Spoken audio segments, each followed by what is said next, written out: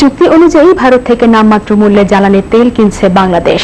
2200 metric ton জ্বালানি তেল নিয়ে ভোরে দিনাজপুরের পার্বতীপুর রেলওয়ে ডিপোতে পৌঁছায় ভারতের তেলবাহী ওয়াগন।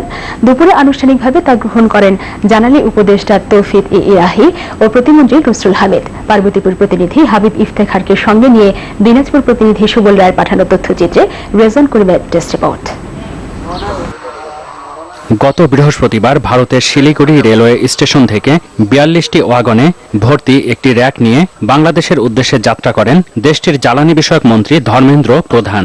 পার্বতীপুর রেলহেড অয়েল ডিপোতে চালানটি আনুষ্ঠানিকভাবে গ্রহণ করেন প্রধানমন্ত্রীর জ্বালানি বিষয়ক উপদেষ্টা ডক্টর তৌফিক ইলাহি চৌধুরী ও বিদ্যুৎ জ্বালানি ও খনিজ সম্পদ প্রতিমন্ত্রী নসরুল হামিদ বিপু।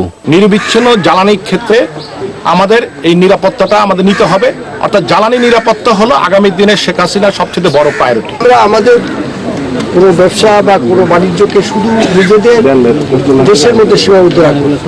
গত বছরের জুনে ভারতের প্রধানমন্ত্রী নরেন্দ্র মোদী বাংলাদেশ সফরের সময় দুই দেশের যৌথ চুক্তির প্রেক্ষিতে বাংলাদেশ এই তেল কিনছে 65 টাকা 80 পয়সা দরে।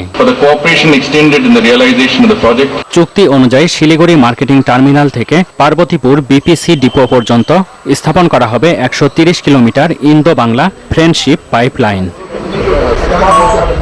Rezwan Karim, Mohona, national desk.